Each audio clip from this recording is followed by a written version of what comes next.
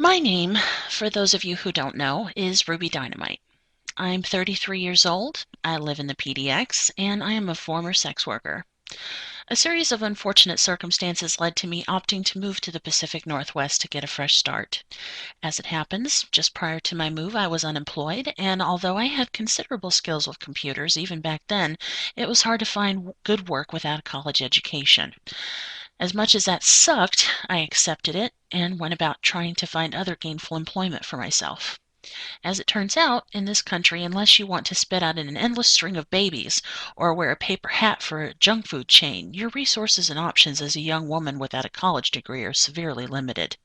I had too much experience as a keyboard monkey and too bad a back from gaining that experience to ever be able to cut it as a fast food worker, and I didn't have enough of the right experience to get where I wanted to go within the tech world.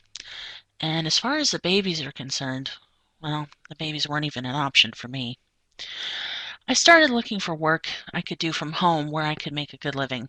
Not necessarily raking in the big bucks, but enough so that I could have a roof over my head and food to eat, and maybe at some hazy point in the distant future, maybe I'd actually be able to afford to take those classes that I needed in order to finally get my foot in the door for the field I was genuinely interested in. I was still new to the work at home biz back then, but one of the jobs that kept popping up onto my HUD was for phone sex operators, or phone actresses, which is the less seedy title they are usually posting for in ads and at various websites. Just like a lot of people, I thought, hey, I've had phone sex with people before, and it's probably just a lot of ooh baby baby stuff, right? That's a piece of cake. I can do that. Sign me up. As it turned out, I couldn't have been more wrong. In the few months I was working within the industry as a phone sex operator, I learned a few things about myself. No matter how open-minded I thought I was, nothing prepared me for the weirdos I would encounter as a PSO. These are not the charming weirdos or peculiar characters you can chuckle about after having hung up the phone. These are people with very specific fetishes that range from adult men who like to wear diapers and jammies with feet in them, and people with smoking fetishes who like to have their nipples abused with hunks of broken glass. Ooh, baby, baby wasn't going to cut it with this crowd. I figured, wrongly as it turned out, that if I had enjoyed having phone sex, that this job would be a cinch for me. But it's something altogether different when you're being paid for it. And when I say that, I don't mean to say that I felt like I was a whore or that I felt like I was being exploited. See, the thing about me is that I enjoy talking dirty.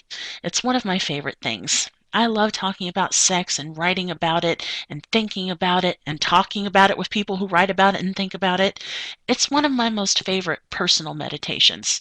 And just like anything else anybody really loves to do, when you start doing it for money, it changes the experience significantly. Another thing I came to understand about myself was just what an awful ad-libber I was.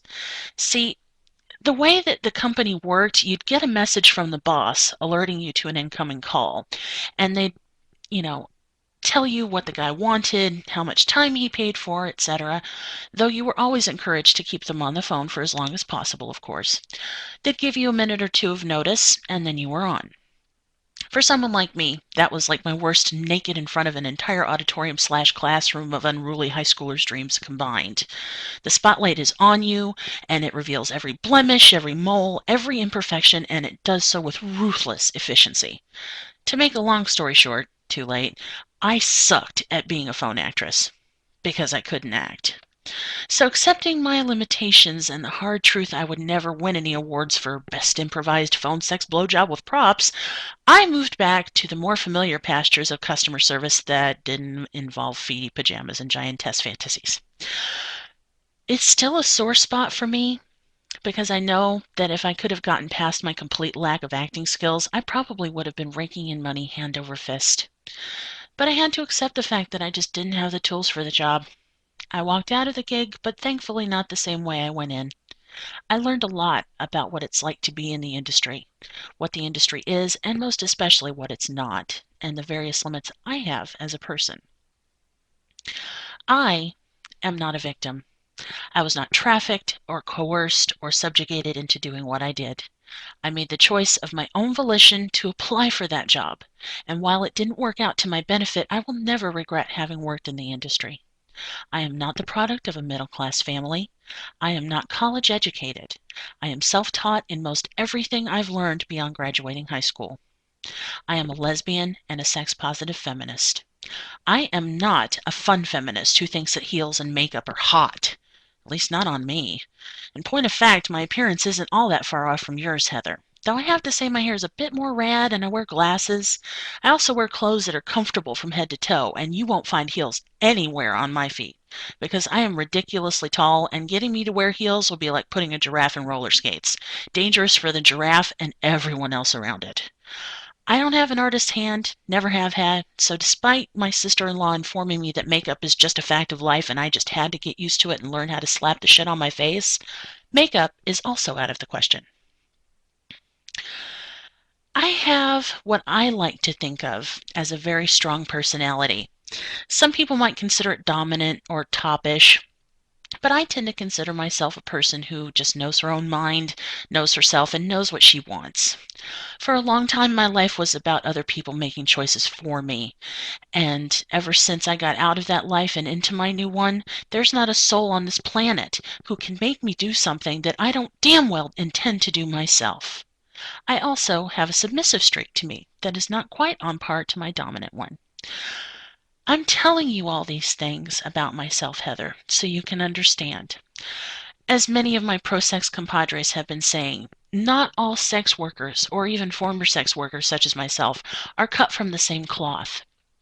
We are not one formless, faceless entity that exists to be abused and exploited and talked over like we're the bad kid at the dinner table. What are we going to do about the sex workers, dear? They're such a bother. I don't know, dear. What do you think? These things I've listed about myself are just a few of the things I know I am, and that I know I am not. Another thing I know about myself is that I exist, that I am here. I am present, and you can talk to me. The same way you can talk to my friends Divinity, and Amy, and Feminist Whore, and Laurel, and even my friends Bob and Curious Blue. We're all present and accounted for and here to be talked to if you'd only step forward and say hello. One thing myself and a lot of my fellow sex workers take issue to is being spoken about but not spoken to. There are lots of us here. We're resources just sitting here waiting to be tapped, but few people rarely ever do so.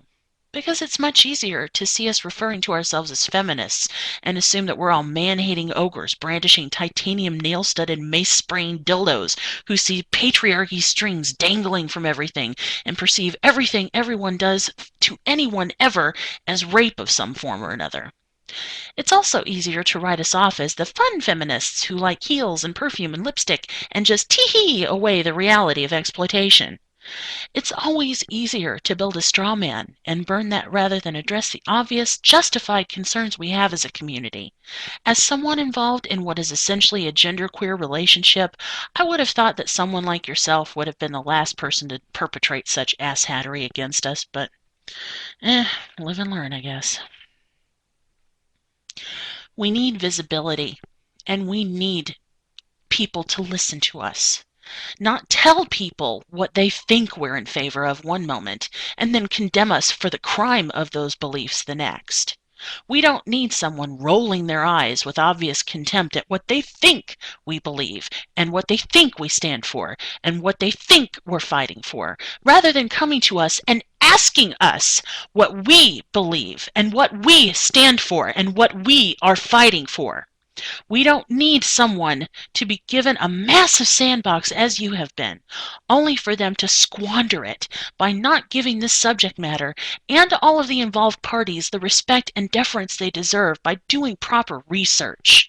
Quite frankly, I'm amazed that ZJ posted this video at all, considering the fact that ZJ's videos are always so well balanced in terms of giving all the facets of a subject equal representation, whether ZJ agrees with those facets or not. There are a lot of things I am and a lot of things I am not. I am here. You can talk to me, but don't talk over me as though I am not here. The very act of you refusing to take this subject matter seriously enough to try to seek some of us out, if not here, then elsewhere on the internet, there are plenty of us who have YouTube channels or blogs or even both, is tantamount to oppression because you mistake us for idealistic youngsters who just don't know any better, gosh darn it. You are robbing us of the very visibility and autonomy we need so very desperately in order to further this conversation and our hopes for this movement. You are doing the very thing you accuse the patriarchy and the adult industry of doing to us. You are taking away our choice and our voices. We are not all youngins who don't know any better. We are not adolescents. The movement isn't in its infancy, and we don't need to grow up. We also don't need to be spoken down to by someone who has no idea who we are or what we stand for. So go and make ZJ proud. Go do some research and do this video again when you finally know what sex-positive feminism is really about. Thanks for watching.